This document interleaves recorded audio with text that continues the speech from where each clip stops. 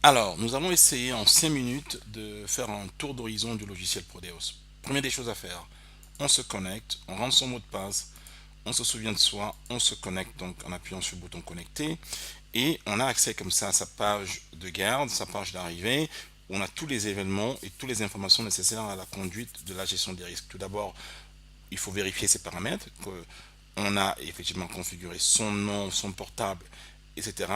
Ces zones d'accès dans la boîte, hein, là par exemple, administrateur du logiciel pour plusieurs zones de la boîte, et surtout les alertes.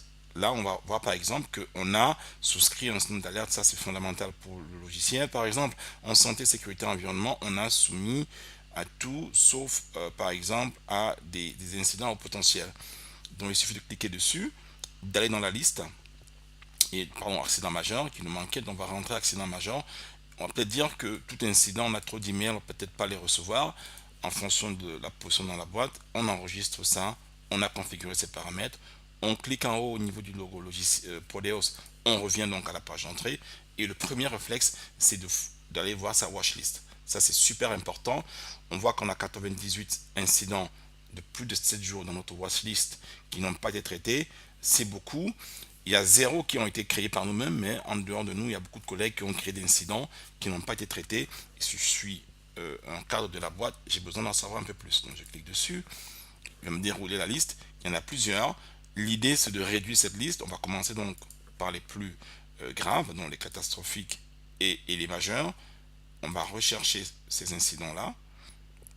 On voit qu'il n'en arrête que 37 et on voit qu'il y en a plusieurs, chute d'objets, avec différents types de sévérité. Il y a un qui attire notre attention, il y a une fraude ici au département. Alors, le logiciel gère également le fait qu'on peut bloquer un incident. Alors, ce qui est très intéressant, c'est que lorsqu'on balade la souris sous chaque incident, on a un peu plus la perte. Ça, c'est génial parce qu'on sait que si la perte a été rentrée, on peut savoir, on a une vision de ce qui se passe.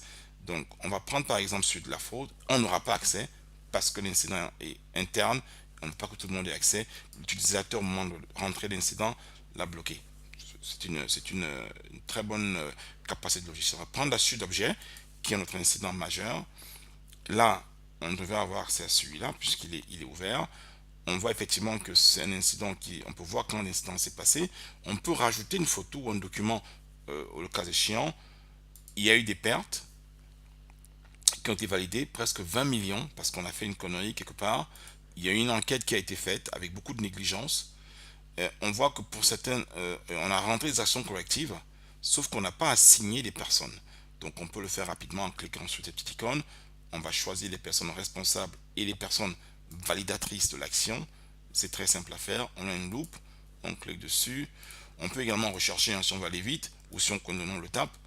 Et on va voir que j'enregistre et on va voir que ces personnes normalement vont recevoir un email en leur disant eh bien vous venez d'être assigné une action dans le système.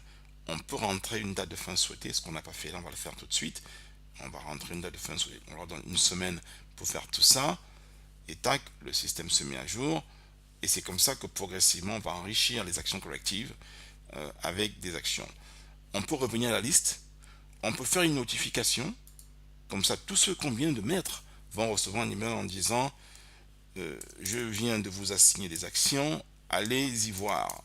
Donc ils vont recevoir tous de vous assigner des actions à fermer le plus tôt, par exemple. Donc vraiment un système dynamique ergonomique qui permet vraiment la gestion dynamique réelle du risque dans la boîte. Donc là on l'a fait, il suffit de soit de revenir en arrière, soit de cliquer sur Prodeos toujours en haut et revenir dans notre liste. Il a gardé l'ancienne liste, il nous a gardé la liste telle qu'on l'avait. On peut également rechercher donc des accidents en fonction de leur sévérité, on l'a vu. On peut le faire en fonction du statut, ce qui a été fermé ou ouvert. On peut regarder des sous-catégories. On peut regarder mais en fonction du risque que l'on cherche. On peut regarder que les accidents qui concernent que la conduite. Il suffit de cliquer là. Et là, dans toute cette liste, il va dégager 12 incidents qui ne concernent que la conduite. Ça permet vraiment, soit à l'équipe de HSI, au HSE ou au management, d'avoir vraiment un vrai suivi des incidents avec tous les emails qui s'en vont de notifications, etc. Alors, donc ça c'est la partie entrée. On peut également, en revenant toujours au début, rentrer nous-mêmes de nouveaux incidents. Il suffit de les saisir. C'est très rapide. L'incident arrive, la carte de reporting avec déjà des choses prépopulées. On peut dire s'il s'agit d'un accident qu'il s'agit d'un accident. On peut en choisir la sévérité.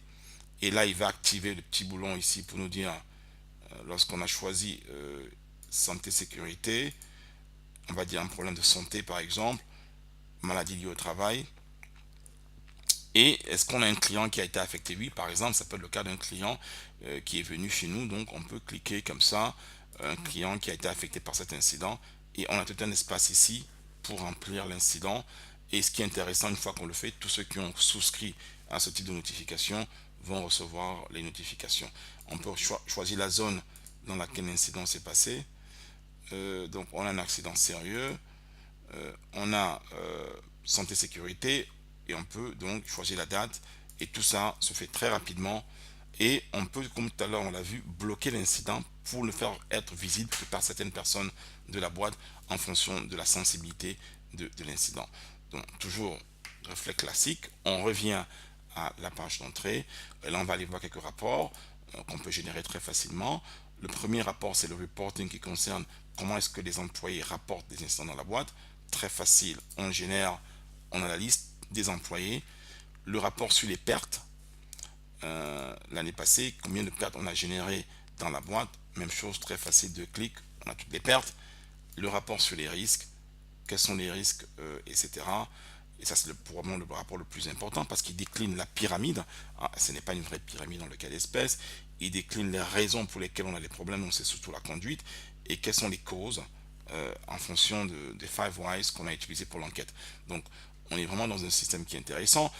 Quand on a un profil administrateur, on a tout le panneau bleu ici pour pouvoir, d'une part, rajouter des utilisateurs ou changer leurs caractéristiques ou leurs zones d'accès ou désactiver des utilisateurs en fonction de différents types de situations. On peut, il y a beaucoup de paramètres dans le logiciel sont paramétrables. Par exemple, les dates de suivi, on a mis 7 jours, ça peut être 20, ça peut être plus. La matrice des risques. On peut rajouter des clients avec des fournisseurs compte clients, des autorités. Donc on a toute une panoplie d'outils pour l'administrateur du système pour pouvoir faire son travail, et on est en plein Prodeos.